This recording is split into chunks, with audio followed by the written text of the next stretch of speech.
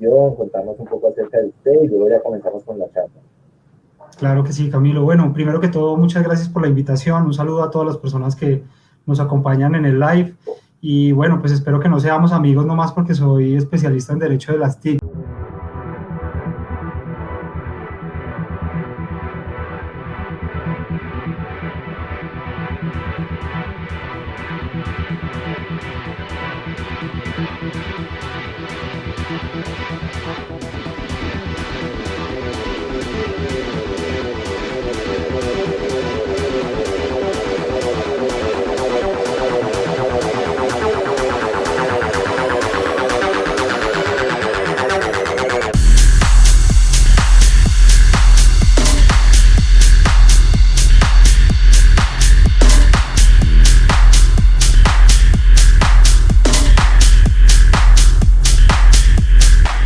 Que son todos estos fenómenos jurídicos que se generan con las diferentes tecnologías, y pues aquí estamos hablando de todo, ¿no? Impresoras 3D, de hecho, les confieso, fue uno de los asuntos por el cual me metí al tema de Derecho Informático. Hice una maestría en la Universidad de Oslo y en la Universidad de Hannover en Derecho de las Tecnologías de la Información, y estaba muy interesado en temas como, por ejemplo, la impresión de armas, que recuerdo que fue algo que en su momento, en el 2012, 2013, estaba muy en boga, estaba pasando en Estados Unidos, y fue algo que yo dije como, oiga, buenísimo, este es un tema en el que hay que meterse. Además que siempre me ha gustado mucho la tecnología, a pesar de que no soy muy bueno para las matemáticas y esas cosas, pues lo empecé a mirar desde el punto de vista del derecho.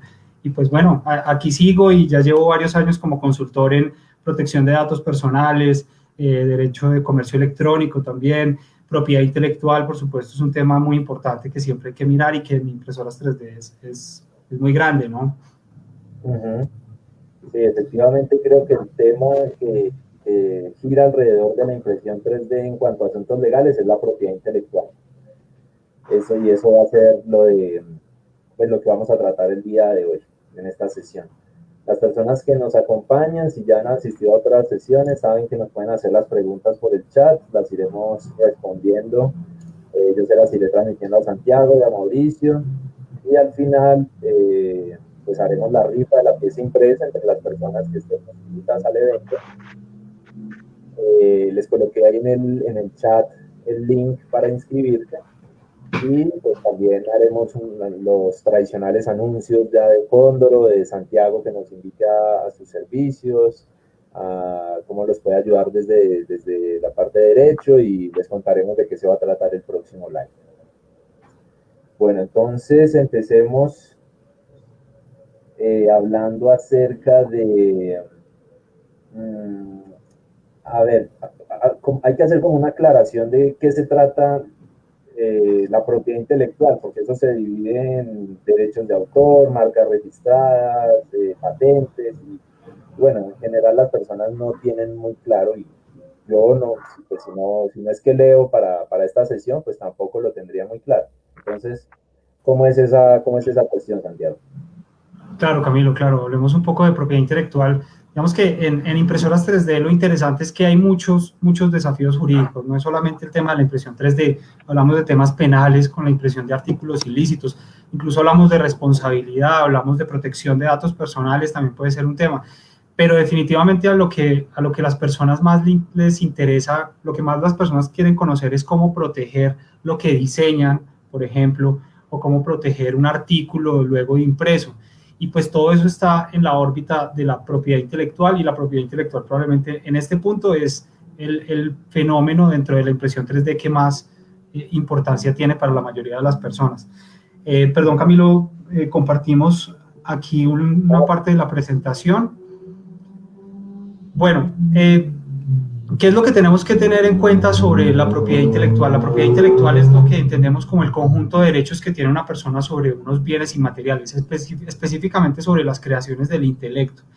Y aquí hay que hacer una aclaración, y es que no hay en Colombia, y de hecho en el mundo prácticamente no existen legislaciones ni regulaciones ni de propiedad intelectual ni de nada además de impresoras 3D. Puede que en algunos países se hable de las impresiones de armas, pero en general el tema de las impresiones 3D es algo que no está regulado. Y digamos, eso lo tenemos que tener en cuenta porque pues muchas veces la gente pregunta, bueno, ¿y a qué norma acudo? Pues hay que acudir a lo que existe realmente.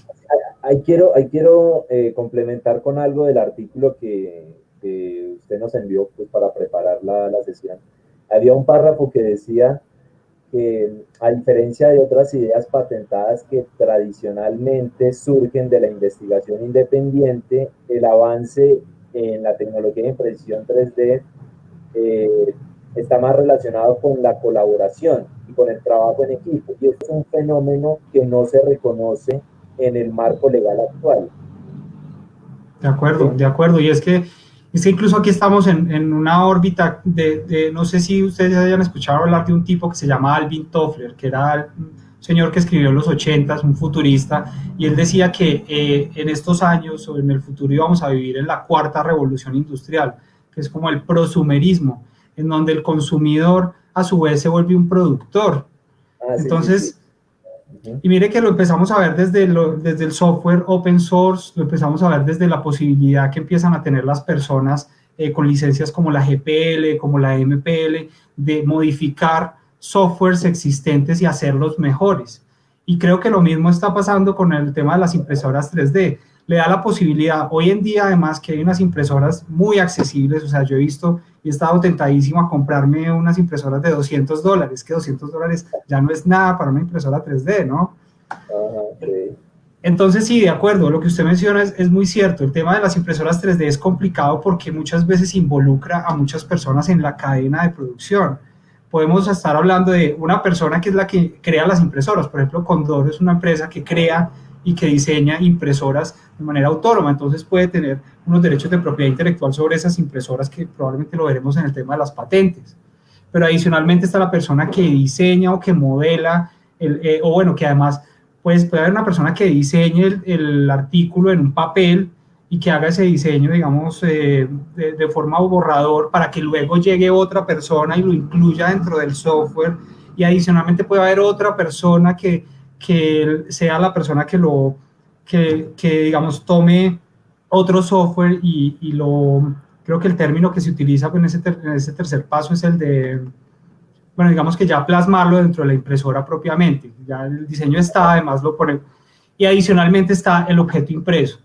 Entonces, lo que usted está mencionando es eso. Digamos que el problema o también los desafíos y lo interesante de las impresoras 3D es que muchas personas pueden tener diferentes propiedades o diferentes derechos sobre diferentes aspectos o diferentes pasos de la producción.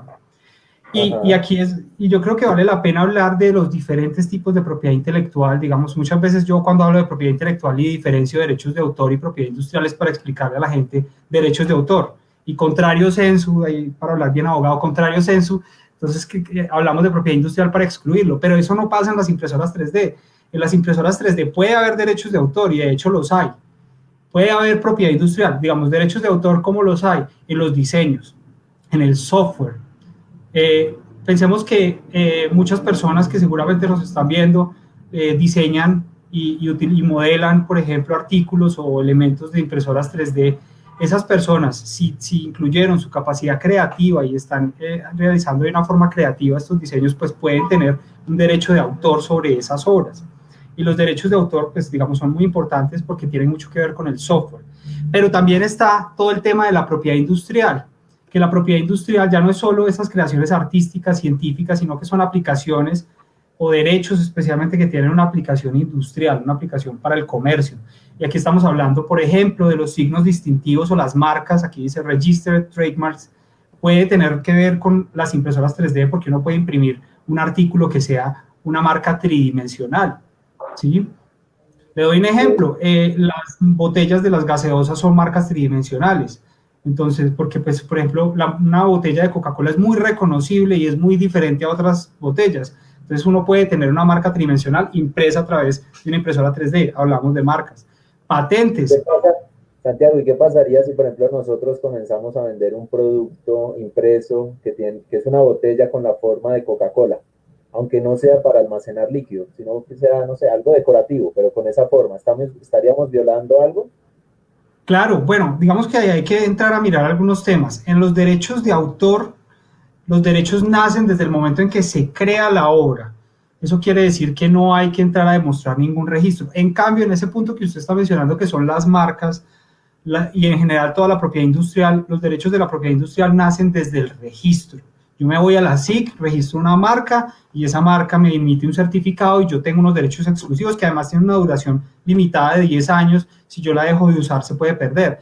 Entonces, si yo, en el caso que usted está diciendo, Condoro o otra empresa, decide empezar a imprimir unos artículos que tienen una protección como marca tridimensional, por ejemplo, que usted está mencionando, unas botellas de Coca-Cola reconocibles, claramente Coca-Cola estaría en la facultad de interponer varias acciones y además de solicitarle a un juez de que ustedes cesen ese tipo de uso.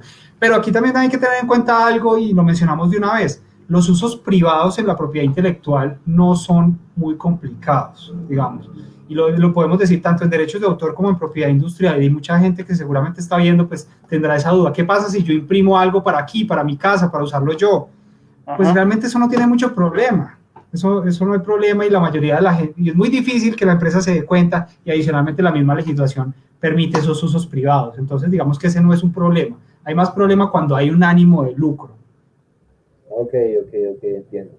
Bueno, vayamos aumentando como el nivel de complejidad con nuevos ejemplos. Y aquí le doy también la palabra a Mauricio. Mauricio, ¿qué pasaría o qué haríamos nosotros como empresa? ¿Cuál sería nuestra respuesta si alguien nos envía a imprimir archivos para armar una pistola, un arma de fuego? Pues que seguramente se encuentran en la Deep Web, porque no creo que en páginas como Thingiverse se encuentren ese tipo de archivos. De pronto, si no conocen el término Thingiverse, es como un repositorio de muchos, miles, no sé si millones, pero sí miles de archivos listos para imprimir. Entonces uno ahí puede encontrar cualquier cosa, pero pues cualquier cosa legal, no creo que un arma, pero seguramente se encuentra por otros medios. ¿Qué haríamos nosotros, Mauricio? Llega un cliente y nos dice: quiere imprimir esto. Nosotros obviamente pues revisamos los archivos antes de imprimirlos, no es que la máquina imprima sola todavía, y entonces nos damos cuenta que es un arma. ¿Qué hacemos? Bueno, pues digamos que nosotros estamos en la responsabilidad de decir que vamos a revisar el pedido, ¿cierto? Las piezas, pero cuando es un arma funcional que puede ensamblarse y afectar la integridad de una persona, pues obviamente nosotros también estamos en la responsabilidad y en la obligación también moral como empresa de negarnos a fabricar ese tipo de cosas, de piezas, ¿cierto? Nosotros podemos decir, estar como, ¿cómo decirlo? Como estar... ¿Señor? ¿Como en contra o qué?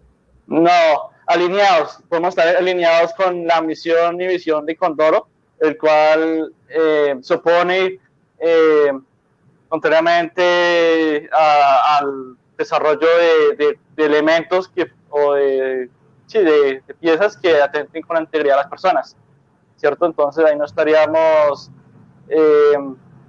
alineados con nuestro objetivo como empresa. Entonces nosotros claramente estamos en la obligación de negarnos. Ok, y desde un punto de vista legal, Santiago, ¿nosotros qué podríamos argumentar?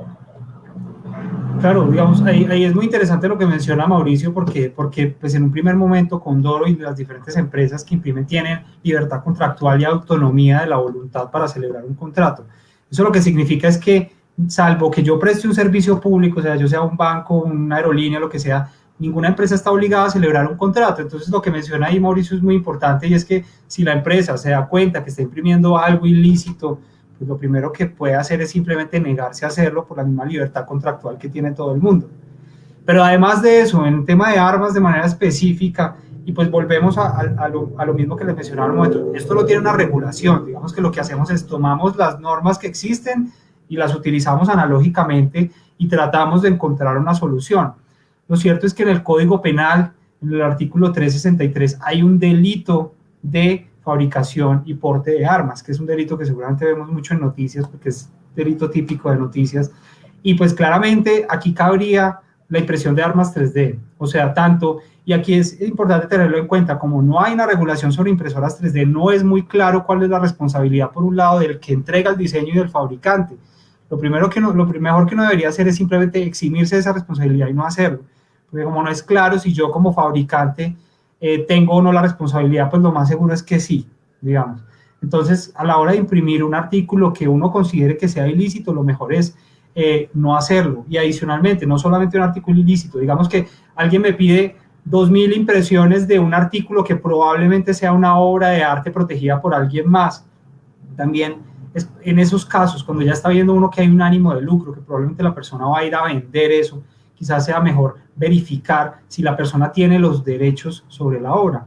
Hay que hablar de ahí de cesiones, de licencias y demás. Otra cosa que quería anexar. Claro.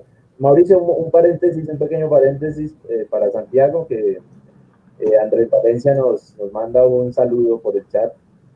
Que nos está Hola, Andrés. Ahora sí, Mauricio, adelante. Bueno, otra cosa que quería anexar, sí es importante conocer lo que decía Santiago, la procedencia del artículo que se quiere imprimir y de la empresa cliente que estamos nosotros ofreciendo este servicio. Digamos que en Colombia, bueno, no está regulado, pero hay, digamos, entidades privadas, no estoy seguro si es privada o pública, pero por ejemplo la Indumil aquí en Colombia es la única empresa que conozco que, digamos, que tiene la regulación del gobierno para poder fabricar las armas, que se fabrican en el Estado, la Indumil, la industria militar, ¿cierto? Entonces, por ejemplo, en esos casos donde se conoce, digamos, el perfil de ese tipo de cliente, tocaríamos analizar muy bien si obviamente es para un bien común, como es la defensa del Estado, por ejemplo, pues en ese caso podríamos buscar la manera de, digamos, de apoyarlos, ¿no entender? Pero pues obviamente sí, no podemos hacer este mismo servicio a una persona desconocida o que no esté respaldado por alguna entidad, digamos, legal. De acuerdo.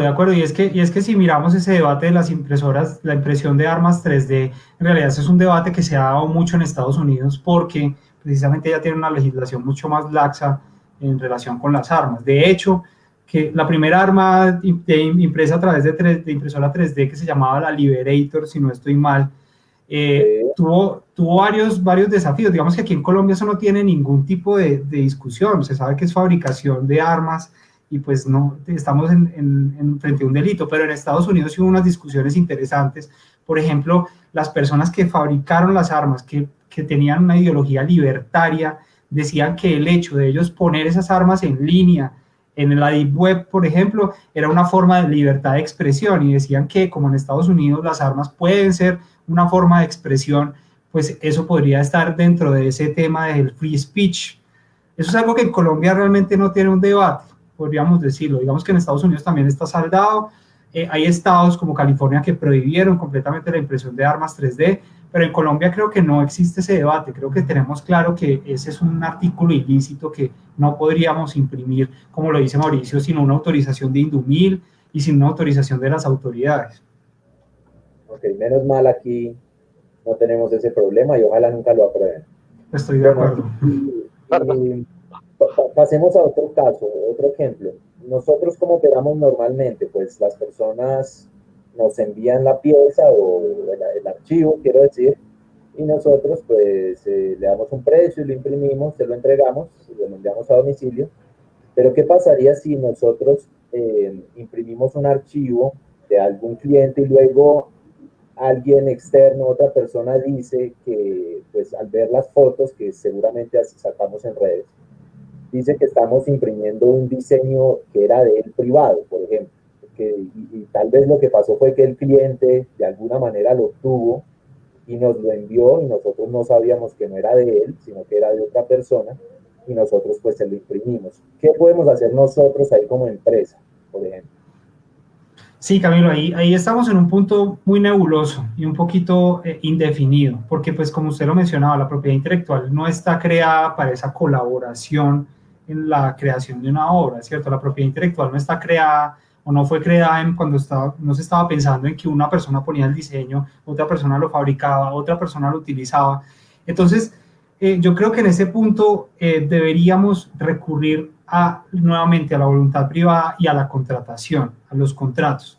Digamos que cuando estamos nosotros en la situación que usted está poniendo, probablemente la empresa está frente a un contrato de prestación de servicios, independientemente del nombre que tenga, la empresa le está prestando un servicio a la persona que está proveyendo el diseño.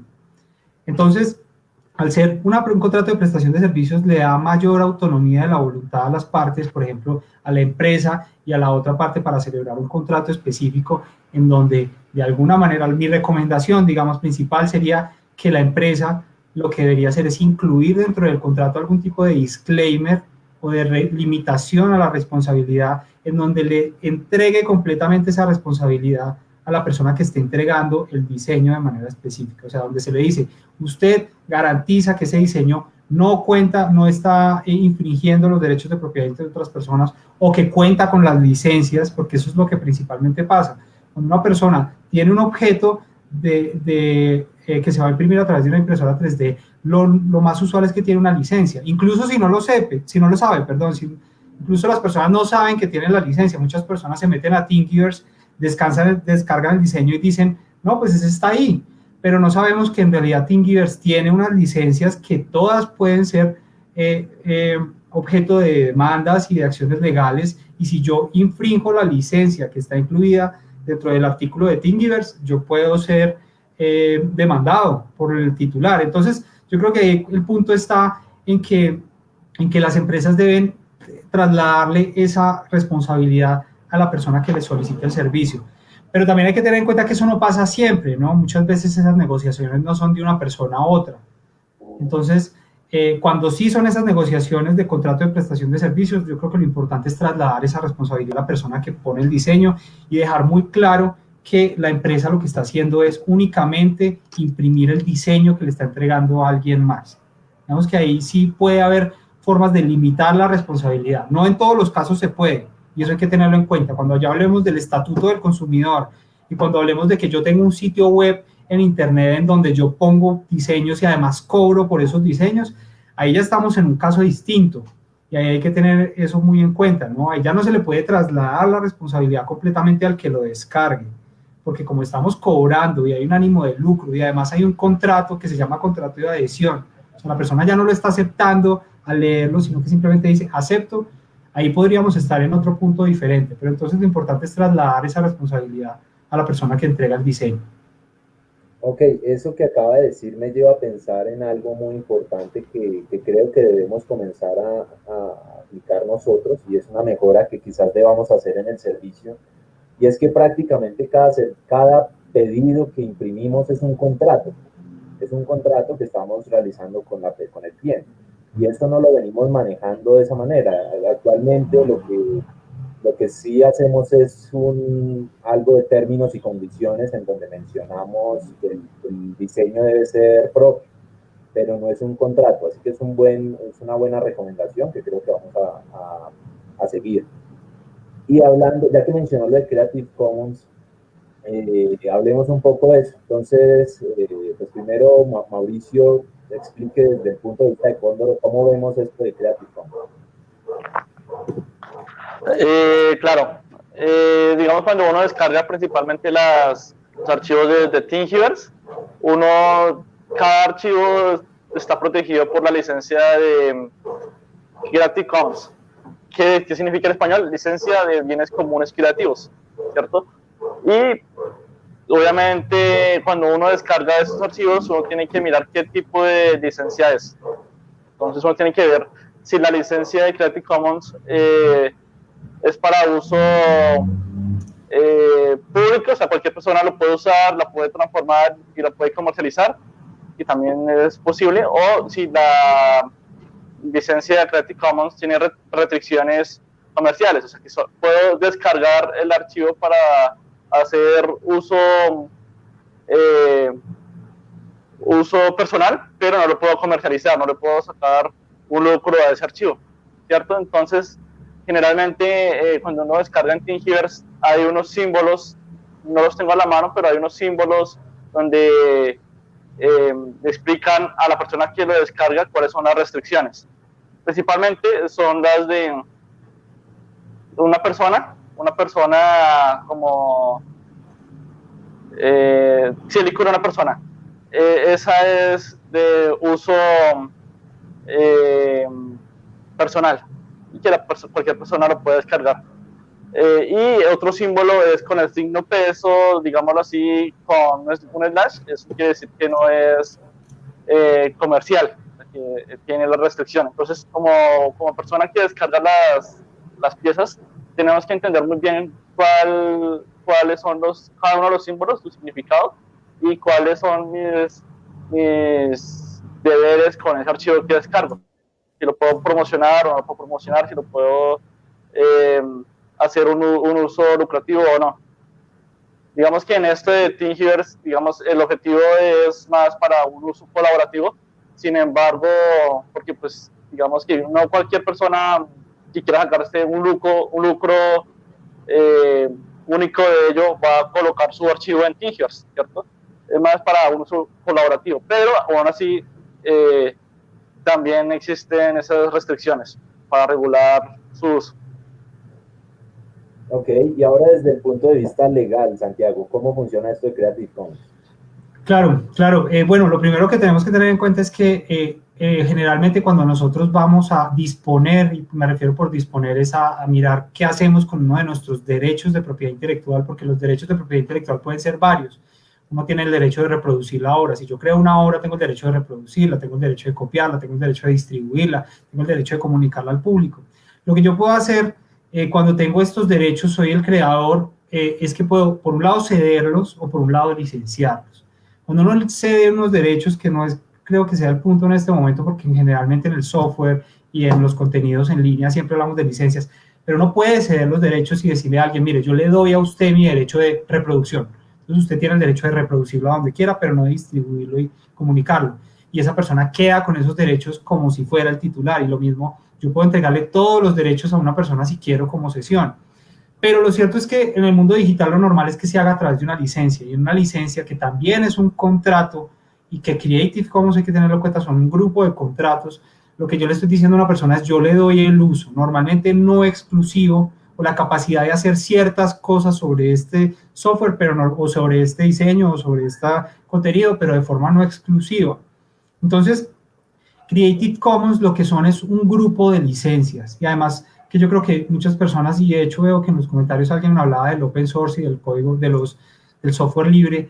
El Creative Commons es prácticamente la manifestación del software libre, de lo que son las licencias General Public License, GPL, MPL, estas licencias que crea la Fundación de Software Libre y Richard Stallman. MPL no, porque esa es de Mozilla, pero entonces esas licencias que empiezan con el software y que, como lo decía Mauricio, tienen un ánimo colaborativo. La idea es, yo entrego este software, usted puede hacer lo que quiera, pero tenga en cuenta que si lo modifica, si hace una obra derivada, licéncielo de la misma manera. Eso es lo que se llama el efecto viral del código fuente. Entonces, el Creative Commons es una manifestación mucho más actual de esas licencias abiertas. Viene desde el 2001, la crea un tipo que se llama Lawrence Lessig. Si quiere, podemos compartir ahí una partecita de la presentación. Lawrence Lessig es un tipo también muy interesante porque es un abogado de Derecho Informático de la Universidad de Harvard que ha sido hasta candidato a la presidencia varias veces. Yo creo que siempre saca como 200 votos porque es como de izquierda, entonces no creo que le vaya muy bien. Pero entonces Creative Commons es un grupo de licencias, es un grupo de permisos, y la idea de Creative Commons era trasladar esa idea del software libre a otro tipo de contenidos. Recordemos que uno de los primeros que utiliza Creative Commons es Wikipedia, por ejemplo. Entonces, como GPL no funciona tan bien para contenido, por ejemplo, escrito, pues la idea es hagamos algo un poquito más sencillo. Y aquí, digamos, está esto es un gráfico que saco de Creative Commons directamente que muestra cómo es que Creative Commons crea ciertas capas para que la gente pueda entenderlo más fácilmente. Está el código legal, que es el código que es un poco más complicado. La mayoría de nosotros no llegamos hasta el punto de mirar el código legal, pero si ustedes quieren y se meten a Creative Commons, van a ver que cada una de las licencias tiene un texto larguísimo, pues como para leer si uno quiere. Está el legible por humanos, que me gusta que se llame legible por humanos y excluya a los abogados, ¿no? Es para humanos de verdad. Pero está el código legible por humanos, que es el que mencionaba ahorita Mauricio, y que podemos verlo aquí rápidamente.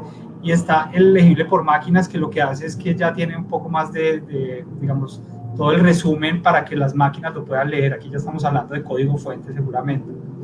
Pero entonces, ¿qué es lo importante de Creative Commons? Que el Creative Commons lo que busca es darle la posibilidad a las personas para que determinen qué es lo que las otras personas puedan hacer sobre su obra.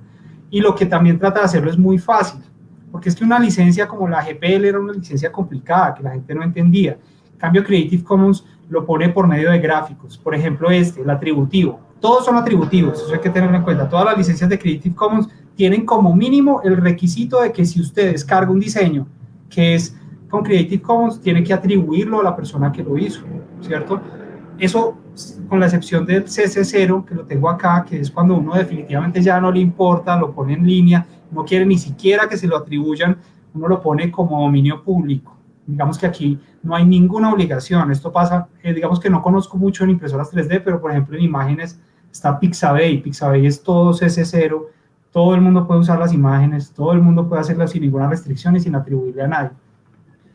Pero entonces, ¿qué es importante? Veamos que está la atributiva que dice usted tiene que atribuírsela. La segunda es share alike o compartir igual, que esto es para los que de pronto sepan el copyleft, que era la idea que tenía ese open source software de decir, si usted hace alguna modificación, lo puede hacer, no hay ningún problema, pero comparta esa modificación de la misma manera, ese remix, como se le dice en las impresoras 3D. Está el no derivativo y atributivo, que es este de acá, en donde decimos, si yo pongo esta licencia, además de atribuírselo a la persona, no puedo crear esos remixes. Entonces yo le puedo incluso decir a la gente, no haga obras derivadas. Y estas otras tres, que ya son un poquito más restrictivas, que no se puede hacer un uso comercial, entonces yo puedo decir a la gente, ok, si quiere modifíquelo, si quiere, pero no puede venderlo, ahí está.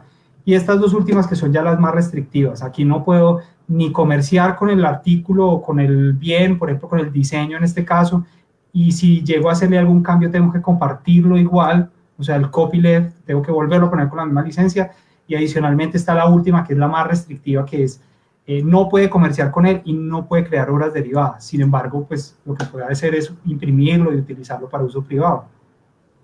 Ok, listo. Bueno, esta parte estuvo interesante, creo que solucionó, bueno, aclaró muchos puntos.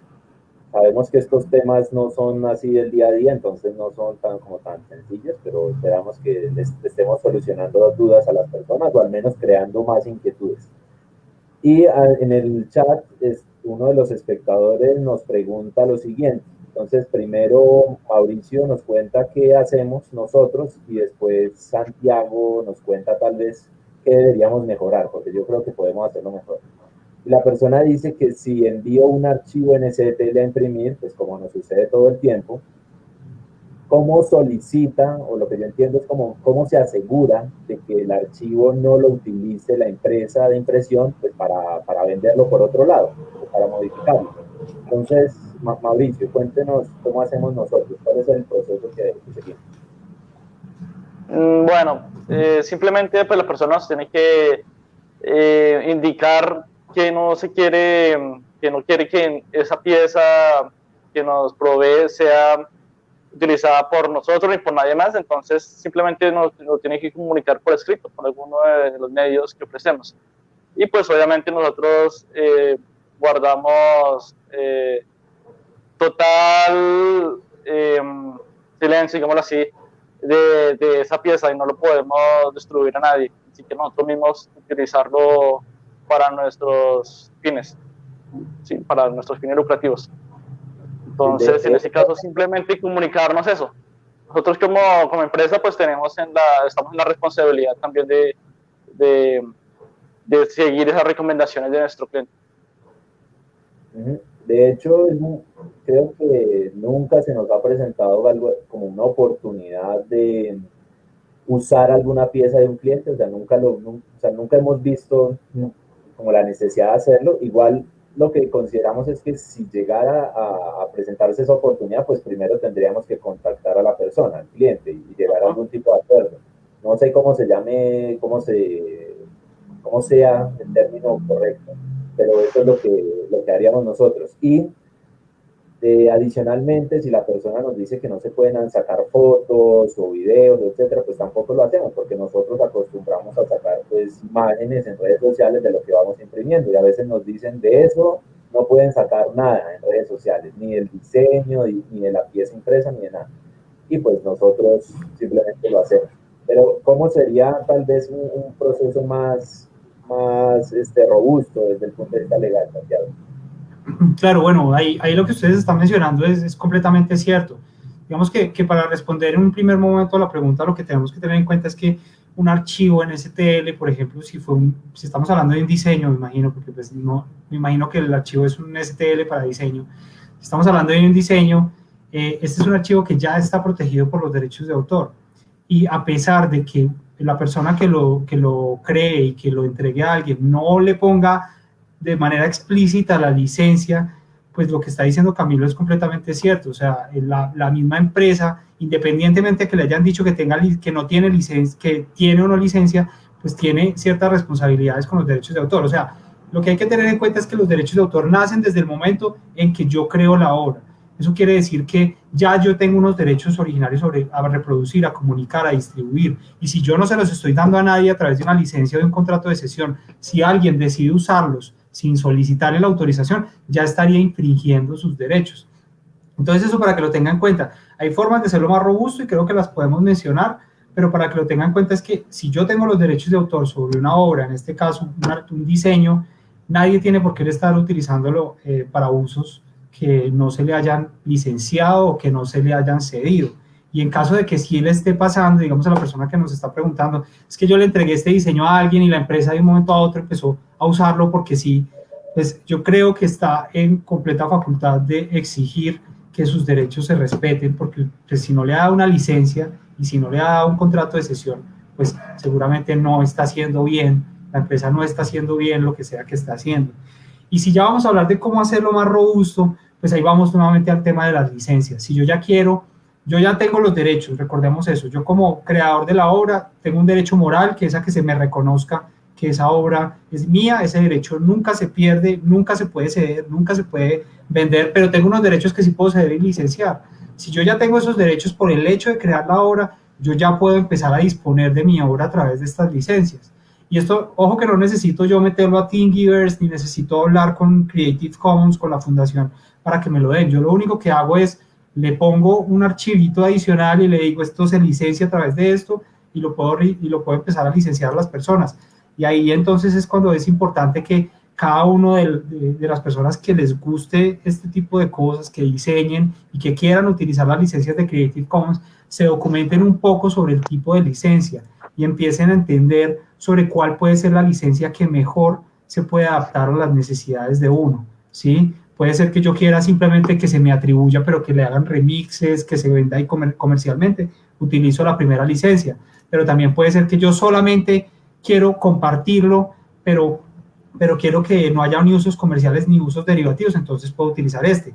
Pero incluso, y ojo que aquí va otro tema, que no se habla mucho, que digamos que no es mucho de la filosofía de la informática, porque en la filosofía de informática hay más idea de colaboración, pero si usted diseña algo que está protegido por los derechos de autor, usted no tiene que usar Creative Commons, usted puede usar una licencia propietaria, que es como se conoce a estas licencias que son mucho más restrictivas, en donde yo no le dejo a nadie ni reproducirlo, ni distribuirlo, ni comunicarlo, porque es mío. Digamos que eso depende del interés de cada quien. Como sabemos, en este tema la idea de la colaboración es muy fuerte y me parece buenísimo, porque a mí las ideas, el Creative Commons y los Open Source Software me parece de lo más interesante que se ha creado, pero si no quiere hacerlo, también puede disponer de sus derechos de otra manera, mucho más restrictiva.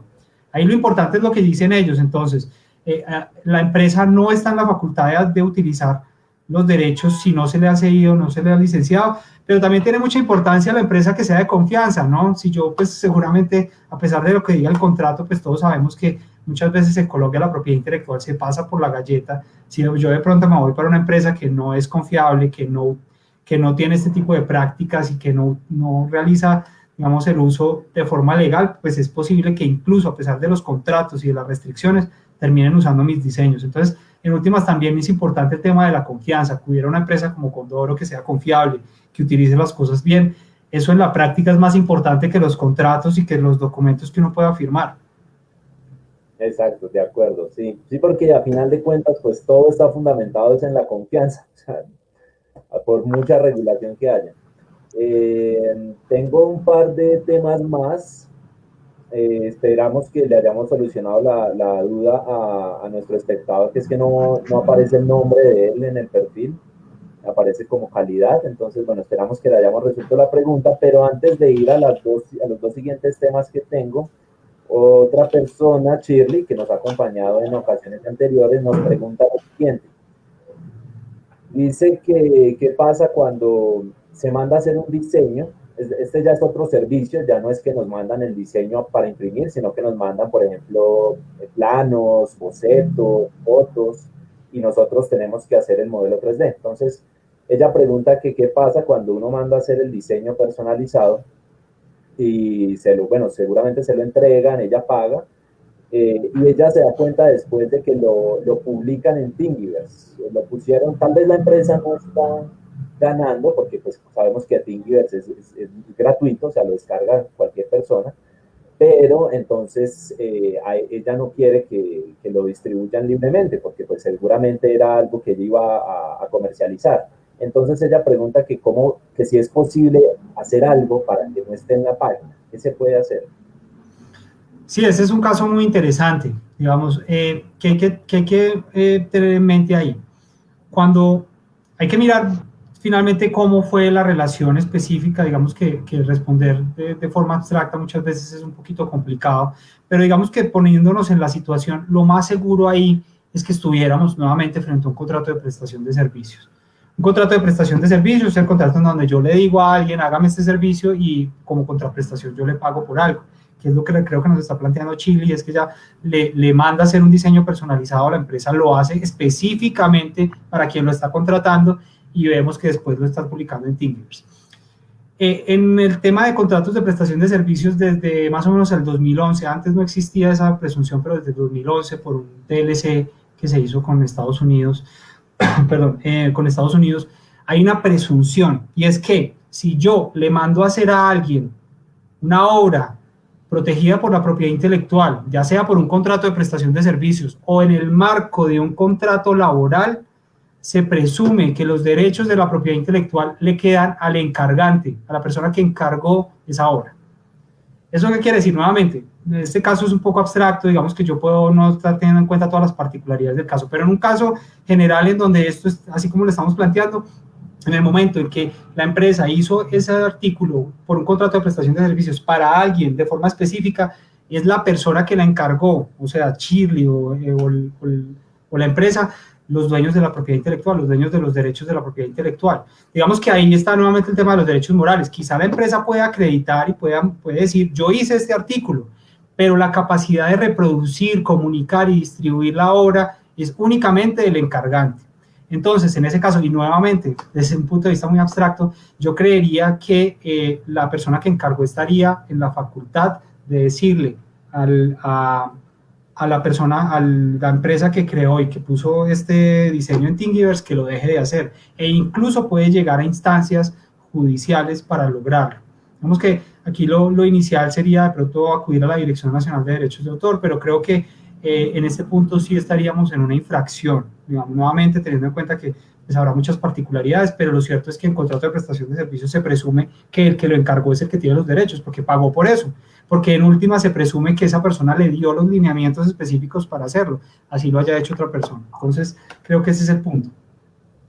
Ok, y bueno, quizás haya alguna manera de escribirle o de demostrarle a Thingiverse que uno es el autor. Nunca he explorado esa opción como para que ellos quiten el modelo.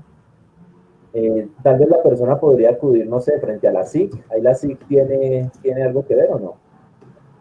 Sí, bueno, en este caso la SIC está principalmente enfocada en el tema de propiedad industrial, que es otras cosas. Digamos que aquí el tema de derechos de autor podría estar más en la dirección, pero lo que sí podría ser, y que creo que usted está mencionando ahí un punto importante, es que seguramente Thingiverse, y estoy mirando en este momento, puede tener una parte de disputas.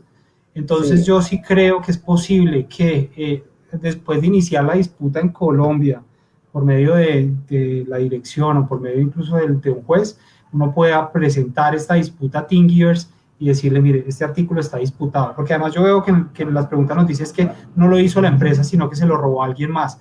El hecho de que se lo haya robado a alguien más implica que hay alguien que está infringiendo los derechos, ya sea el user, el usuario que lo está haciendo en Thingiverse o ya sea la empresa. Pero creo que en este caso sí podríamos estar frente a la posibilidad de que se presente la disputa a Thingiverse y que adicionalmente se busque que se cese ese uso de los derechos que está haciendo alguien más de forma inadecuada. Ok, bueno. Ya para dar una respuesta más precisa, pues hay que saber todos los detalles, entonces pues quizás Shirley quiera entrar en contacto después con Santiago, eso al final de la sesión, Santiago nos dejará sus medios de contacto o a través de nosotros también los ponemos a ustedes en contacto. Hay otra pregunta de otro espectador, está bien chévere que nos están haciendo varias preguntas hoy, y es una situación, por ejemplo, como que yo compro un archivo 3D, hay páginas que venden archivos STL, o bueno, no tiene que ser STL, el caso es que es un archivo 3D y seguramente la página va a decir, seguramente la página va a decir, usted es el único que puede usar el archivo, ¿sí? O sea, usted lo compra, pero no lo puede colocar en Thingiverse, ¿sí? No puede pasárselo a otras personas. Pero entonces la persona nos dice que si él empieza a modificarlo, si le agranda la cabeza, le coloca, no sé, otro brazo, cosas de ese estilo, ¿en qué punto el archivo ya no es el que él compró, sino uno que es nuevo, que ya es de él y que ya puede distribuir? ¿Cómo se maneja ahí la situación? Claro, ahí depende mucho de la licencia, realmente, porque es que recordemos que hay licencias que no me permiten hacer ese tipo de cosas. O sea, Es cierto. si yo descargo un diseño que tiene un tipo de licencia, por ejemplo, que todavía tenemos aquí compartido, no derivativa, no comercial y no derivativa, ¿sí? No comercial y no derivativa, pues de por sí ya me están prohibiendo la capacidad de hacer esos remixes y esas modificaciones. Entonces ahí hay que tener en cuenta eso, porque volvemos a lo mismo. Si una persona publica su diseño en Thingiverse, por ejemplo, a través de una de estas licencias, es para que se utilice por medio de estas licencias específicas. Entonces, lo primero sería determinar eso, si la licencia me permite o no a mí hacer esos remixes o esas modificaciones. Pero si me encuentro yo que la licencia sí me permite hacer esas modificaciones, pues entonces, digamos que ahí sí estamos en lo que se llama una obra derivada. Una obra derivada, ¿qué significa una obra derivada especialmente en el marco de Creative Commons? Una obra derivada significa que sí, claramente hay una obra nueva. Digamos que podríamos decir que hay una obra nueva, efectivamente. Pero como está en el marco de las licencias de Creative Commons, hay que atribuirle también a la primera persona que hizo el diseño, que tuvo participación en el diseño. Entonces eso es importante, que miremos cuál es el tipo de licencia a través de la cual se está licenciando el documento, que miremos si me permite hacer derivaciones y si me permite hacer derivaciones, cómo me lo permite. Entonces, si me permite hacer derivaciones, además, puede ser que la licencia sea de las que decíamos acá, share alike o compartir igual. Entonces, si yo tengo un artículo que está bajo este tipo de licencia, me está diciendo, sí, usted, perdón, está el tipo de licencia, me está diciendo, sí, usted puede hacerle modificaciones y hacer una obra derivada, pero lo que va a tener que hacer es compartir esa nueva obra derivada de la misma manera. Lo que sería una infracción ahí de derechos de autor es que si estamos en una licencia atributiva y share alike, que yo tome esa obra, la vuelva una obra diferente, le haga modificaciones y decida publicarla con una licencia propietaria, eso no sería adecuado y en ese caso estaríamos violando la licencia que nos dieron en el primer momento. Entonces ahí hay que tener en cuenta cuál es digamos, en conclusión, mirar la licencia, mirar si me permite modificaciones y si me permite modificaciones, mirar si tiene alguna restricción como el copyleft o el share alike, que lo que me dice es que, listo, ya creó el remix o la obra derivada, tiene que compartirla o licenciarla de la misma manera. Ok. Bien, bueno, esperamos haber dado alguna solución, alguna luz de lo que debe hacer la persona en este tipo de situaciones. Eh, Pasemos a otro tema. Por ejemplo, en el artículo que Santiago nos envió, pues para leer un poco acerca de estos conceptos, mencionaban el escaneo 3D, que eso tal vez supone ahí otro reto, ¿cierto? Entonces, por ejemplo, pues nosotros ya no estamos ofreciendo ese servicio, pero seguramente hay personas que lo hacen. ¿Y cuál es el problema ahí? Pues que si uno tiene un escáner, bueno, suponiendo que es un escáner de muy buena calidad, entonces, pues, no sé, yo voy y copio, pues, escaneo, tengo el archivo de, no sé, de un florero, por ejemplo, de un florero que alguien compró, y voy y lo imprimo con mi impresora 3D. Entonces, pues yo supongo que si eso es en el ámbito privado, pues no hay mucho problema. Pero ¿qué pasaría si yo obtengo el archivo escaneado y, por ejemplo, comienzo a vender el archivo o comienzo a vender la pieza impresa del florero? Ahí seguramente estamos incurriendo en alguna falta, ¿no, Santiago? Bueno, eso dependería mucho, ¿no? Depende de qué es lo que estamos modelando. Recordemos que una obra de derechos de autor está protegida por los derechos de autor independientemente del medio en donde se plasma. Entonces, planteemos un caso, digamos, no digamos la Torre Eiffel, porque la Torre Eiffel es muy antigua y ya es de uso público, ya es de, digamos, de dominio público, pero hablemos de una escultura cualquiera, una escultura que esté protegida en este momento por los derechos de autor, o algo que hizo una escultora hace 10 años o 5 años, que digamos todavía tiene una protección. Como les decía, eso está protegido por los derechos de autor independientemente del medio en donde esté. Entonces, si uno lo que hace es modelar una escultura existente y protegida por derechos de autor, incluso si eso cambia de medio, porque ya no es una escultura en metal, en madera, en lo que sea, sino que ya la pasamos a un computador y la diseñamos en un computador o la modelamos en un computador y adicionalmente la terminamos imprimiendo a través de una impresora 3D, pues sí estaríamos probablemente en el caso, o estaríamos en una falta. Pero entonces también dependería mucho del objeto. Habrá objetos que no tienen una protección de propiedad intelectual. Pensemos en una tuerca, por ejemplo, que creo que también es muy común en partes de un elemento, de una máquina, por ejemplo, como les decía, una tuerca o una manija. Eso seguramente no tiene una protección de derechos de autor o de propiedad industrial, porque, por ejemplo, alguna de esas cosas podría estar más en la órbita del diseño industrial o más en la órbita de la patente, inclusive. Pero si no tiene esa protección, pues probablemente no haya problema, y más si es para uso privado no va a haber problema. Entonces ahí lo importante es que si yo voy a hacer un modelado de un artículo que sí tiene una protección de derechos de autor, pues que acuda al autor. Finalmente eso va a ser lo más importante, y el autor me va a tener que dar a mí una licencia o un contrato de cesión o algo para decirme usted sí puede modelar eso en 3D. Ok. Bueno, gracias Y por esa. perdón, Camilo, digamos, ya que estamos hablando del escaneo 3D, hay una parte bien interesante que a mí me parece que es un debate muy nuevo, y es qué pasa con el escaneo de datos biométricos 3D, ¿no? Yo sé que últimamente se está hablando mucho más de la idea, de, por ejemplo, de auriculares personalizados impresos en 3D, que son únicamente para la oreja de una persona, o por ejemplo para la cara de una persona. Entonces podríamos tener también el caso de gafas, por ejemplo. Entonces podríamos tener también el caso de escaneo 3D de datos de información de una persona. Por ejemplo, incluso hay unas escáneres, y lo veía ahorita que estábamos mirando información para este live, que hay escáneres que pueden ya escanear el cuerpo completo de una persona, por ejemplo, para imprimir ropa, ¿cierto? Y ahí se presentan unos desafíos bien interesantes, porque ahí ya también estamos en la órbita de la protección de datos personales. Ahí estamos hablando de lo que se conocen como datos biométricos, como que son esos datos que derivan únicamente digamos, de cosas específicas que solamente tiene una persona.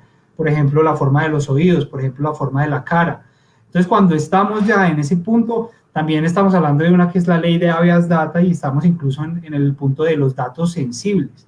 Digamos, no quiere decir que no se pueda utilizar, pero la persona que quiera hacer un modelado de este tipo de información biométrica tiene que mirar la ley de protección de datos y solicitarle autorización a la persona que va a dar esa información, a quien se está modelando, para que no vaya a haber una infracción ahí de su derecho a la privacidad. Ok, ese es un punto interesante, y sí, está el servicio que alguna vez lo hemos hecho nosotros, de modelar el rostro, modelar a una persona de cuerpo completo y luego imprimirlo. Pues, o sea, la manipulación de esos datos, pues, es diferente a la manipulación de un archivo. hay que tener en cuenta otras cosas. Ok, tenemos tengo una pregunta por aquí en la lista de temas, y aquí puede intervenir Mauricio, y es, por ejemplo, cómo actuamos nosotros o qué advertencias hacemos cuando nos mandan a imprimir una pieza para no sé, un repuesto de una máquina, un complemento o un prototipo, y ¿qué pasaría si la máquina llega a fallar? Si ya llevándolo a casos pues muy trágicos, que alguien resulte afectado. Entonces, pues primero escuchamos desde Mauricio la posición de Cóndor, y luego con Santiago qué es lo que se debe hacer desde el punto legal.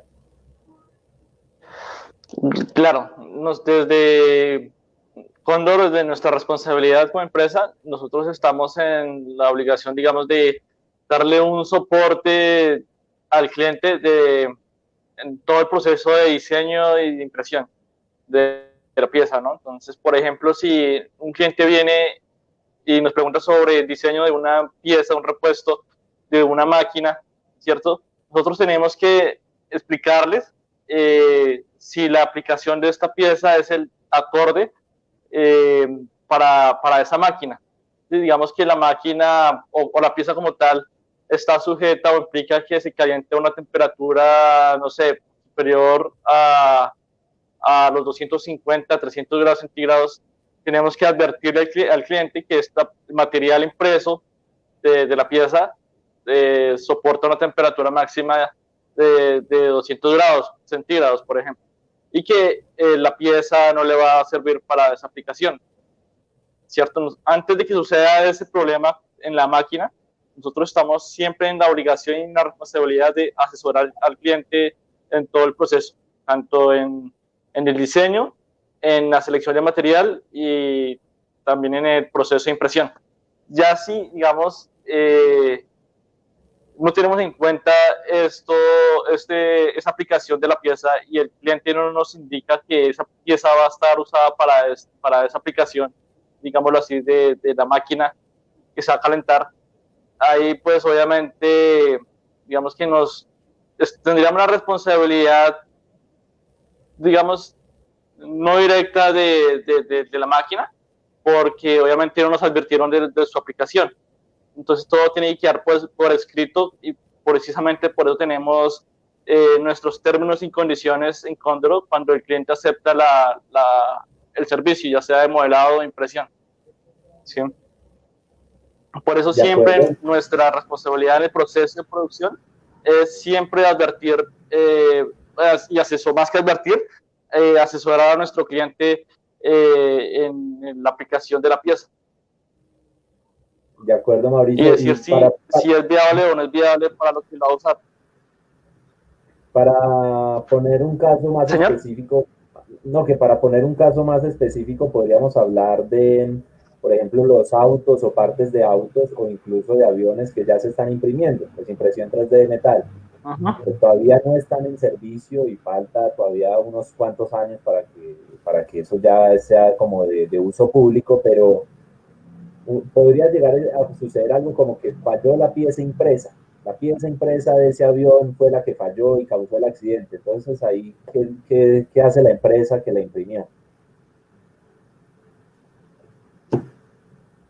Santiago.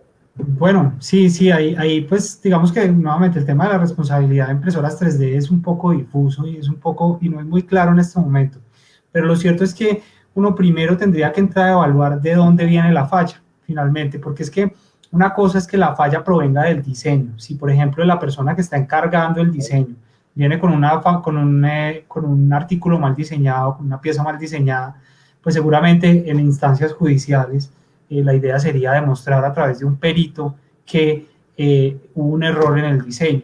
Sin embargo, y ahí pues muy importante lo que menciona Mauricio, y es que también está la posibilidad de que la falla provenga de la impresión. Digamos que en ese caso sí puede haber definitivamente pues una responsabilidad de la empresa que lo imprima.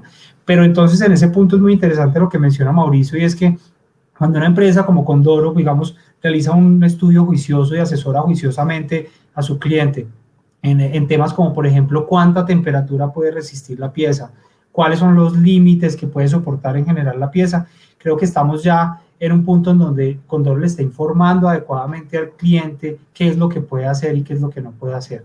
Entonces, si eso queda completamente claro y el cliente decide no seguir esa recomendación y ponerle más calor y darle más uso del que requiere, pues probablemente pues estemos en un caso en donde la culpa pues recae más la persona que esté utilizando el artículo. Pero ahí va a depender mucho, digamos, en la capacidad que se tenga de determinar qué fue lo que generó la falla. Pues digamos que muchas veces la falla puede ser desde el mismo diseño, desde la persona que lo está encargando. Y si eso es así, pues sería muy difícil, digamos, trasladarle esa responsabilidad al que lo está imprimiendo, porque pues realmente el problema es de diseño.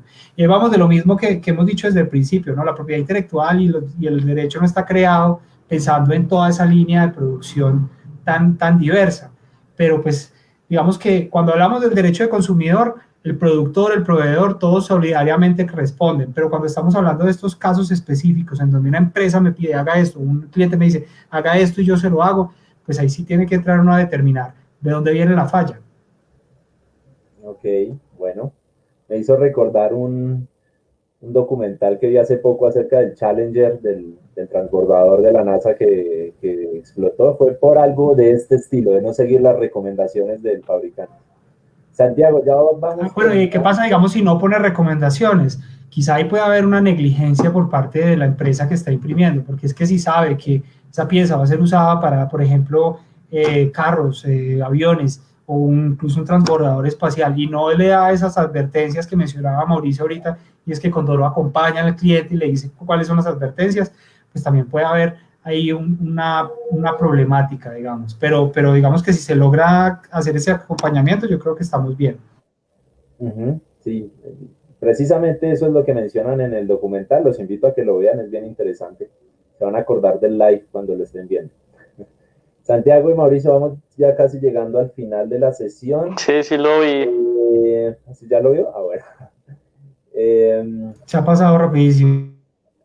Sí, es que ha estado muy animada. Santiago, ¿usted cree que el derecho o las leyes o el marco legal evolucione para cubrir estos puntos grises o muy difícil o muy lento?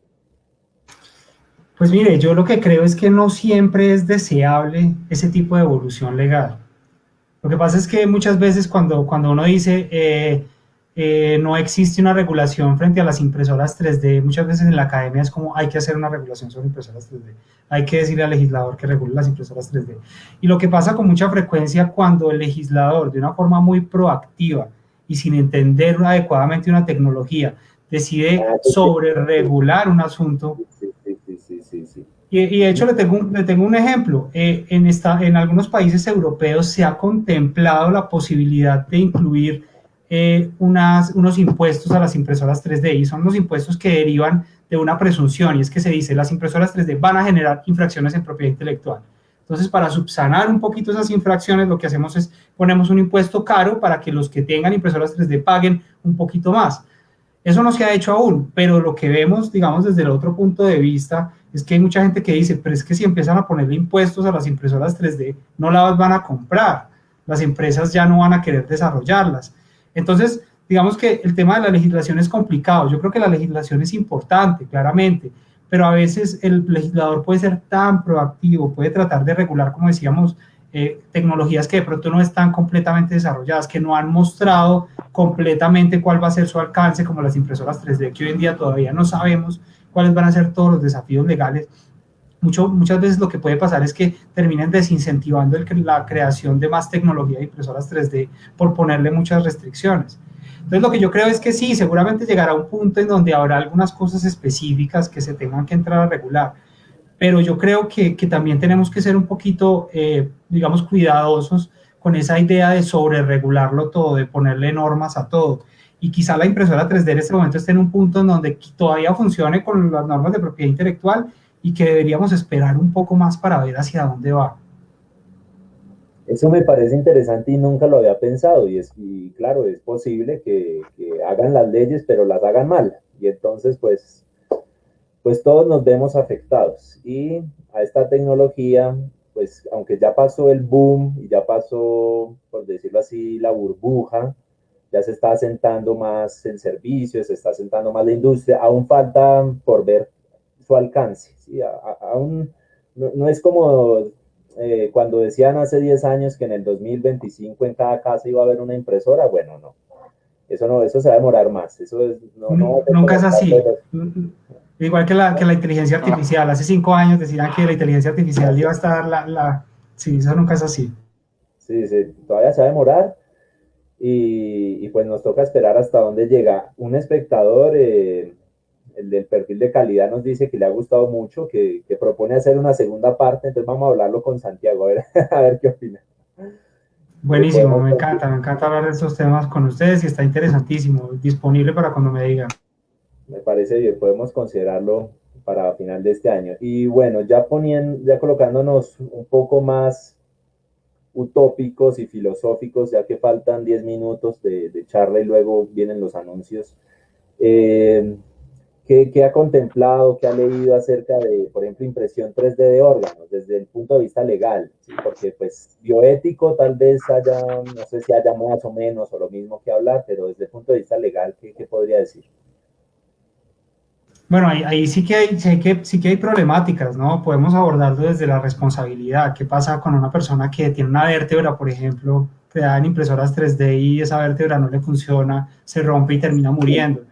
O sea, ahí sí que hay debates interesantes que yo creo que tocará empezar a abordar a medida que pase el tiempo, pero digamos, la responsabilidad es un debate que definitivamente vamos a estar viendo en el futuro y es un órgano, ¿qué pasa si ese órgano falla? ¿Qué pasa si ese órgano le genera la muerte a una persona? Está también obviamente el tema de la protección de datos y en general de la privacidad, ¿no? Porque es que para llegar al punto de imprimir un órgano de una persona no solamente hay que conocer los datos biométricos de la persona, sino que hay que conocerla hasta por dentro, ¿no? Y incluso también está el tema, digamos, cuando hablamos de tecnología hoy en día y hablamos de inteligencia artificial, se dice mucho incluso del CRISPR, por ejemplo, de esta modificación genética, se habla mucho de qué pasaría si en el futuro solamente los ricos pueden acceder a CRISPR. Pero aquí yo veo esas las que ganaron el Nobel. La semana pasada. Y aquí de pronto podría ser hasta lo contrario. ¿Qué pasaría si las impresoras 3D antes lo que permiten es la democratización de órganos mejorados, por ejemplo? Lo que permitan sea, o todo lo contrario, ¿qué tal que cualquier persona que tenga 2.000, 5.000 millones de pesos pueda ponerse unos ojos biónicos impresos a su medida? Digamos que los debates éticos también van a ser muy interesantes, dependiendo también de cuál va a ser el precio de los órganos. Yo creo, va a depender.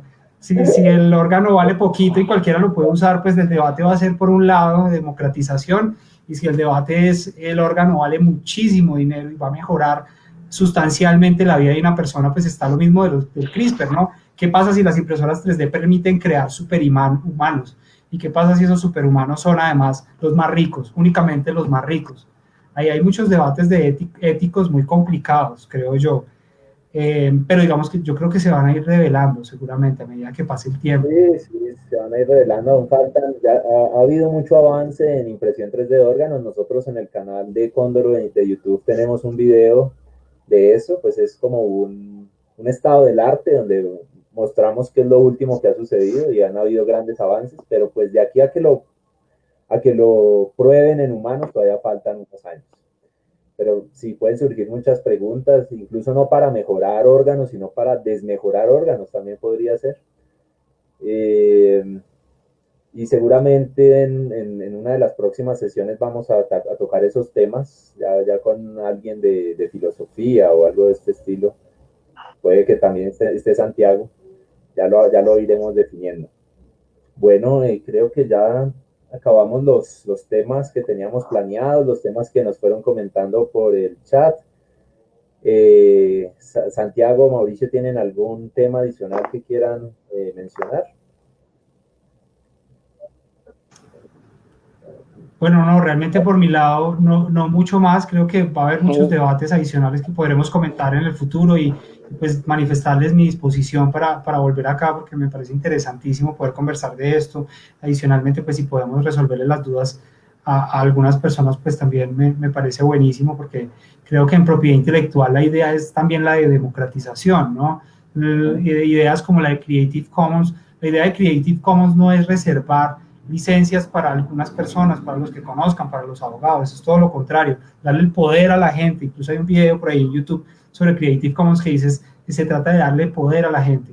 Entonces a mí me parece chévere poder difundir esta información también y ayudarlos pues a ustedes, y pues además yo he podido ser testigo del proceso de Condoro y sé que pues es una empresa, digamos, con unos estándares altísimos y que está haciendo algo que yo creo que en Colombia está muy subvalorado, y es el hecho de crear productos colombianos, digamos. O sea, aquí en Colombia no pensamos en crear impresoras 3D, y a mí lo que me parece más interesante de Condor es que haya llegado a ese nivel de tecnificación para competir incluso con personas, con otras empresas internacionales que están haciendo esto desde hace, o quizás no tanto tiempo, pero que tienen unos presupuestos altísimos. Y creo que en Colombia pues no hay gente tratando de hacer impresoras 3D distinto a Condoro. Por lo menos yo no conozco a nadie. Lo que vamos es, queremos imprimir cosas. Si hay unos cuantos. Bueno, pero nuevamente, buenísimo pues que Condor está haciendo eso, y nuevamente muchas gracias por la invitación. Me parece muy interesante estos espacios. Bueno, gracias Santiago por acompañarnos. Vamos entonces con la parte final, la invitación por parte de Mauricio a las novedades de Cóndoro, y luego Santiago también nos puede invitar a visitar los servicios que ofrezca, o bueno, lo que nos quiera comentar. Luego hacemos la rifa y luego invitamos al siguiente live. Entonces, adelante, Mauricio.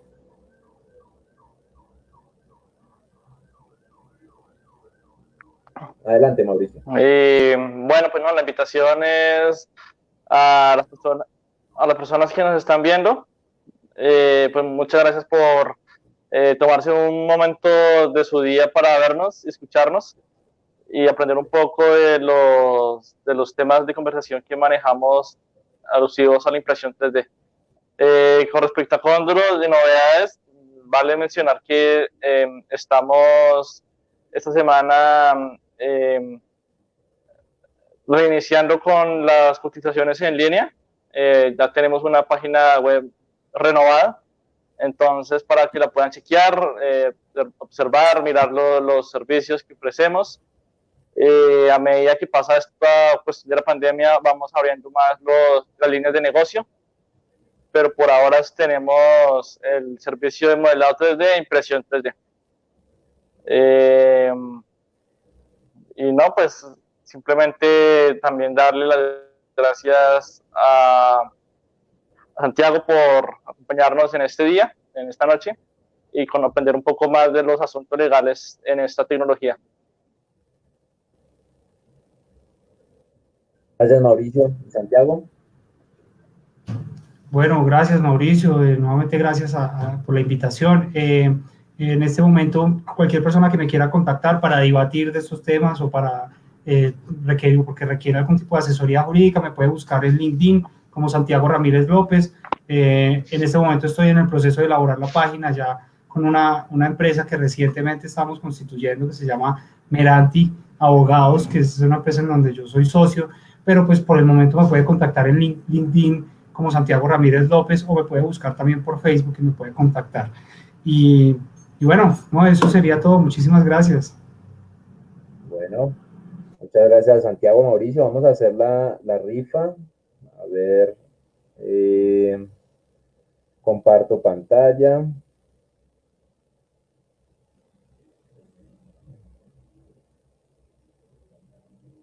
Listo. Entonces,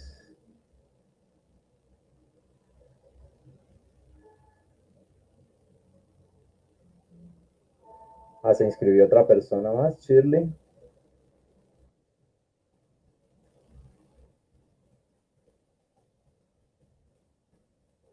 Bueno, aquí el proceso es muy sencillo, solamente le doy clic a esta celda, y aquí nos aparece un número aleatorio que corresponde a la persona ganadora. La pieza impresa es una pieza armable, se imprime en una sola parte y después ya se arma la pieza, que en este caso es una nave. Entonces, Y vea, Shirley se lo ganó, la última que se inscribió. Felicitaciones a Shirley. Esperamos que se encuentre acá acompañándonos todavía. Nos escribió hace un par de minutos. El día de mañana Mauricio se pondrá en contacto con ella para tomarle los datos, y muchas gracias por acompañarnos. Y los esperamos en el próximo live dentro de 15 días, que va a ser acerca de implicaciones económicas de la impresión 3D, cómo afecta, por ejemplo, las importaciones, el hecho de que se imprima o se produzca localmente muchos productos que antes se importaban. Vamos a tocar ese tema. Y bueno, esperamos que nos sigan en nuestras redes sociales, en nuestro canal de YouTube. Ya saben que también cada 15 días subimos un video hablando sobre los últimos avances en impresión 3D. Y bueno, muchas gracias a todos. Chao Mauricio, chao Santiago, chao a todos y gracias por acompañarnos. Muchas gracias. Chao Camilo, chao Mauricio, chao a todos. Chao Santiago. Les iremos contando si hacemos una segunda parte de este, que estuvo muy chévere. Chao pues.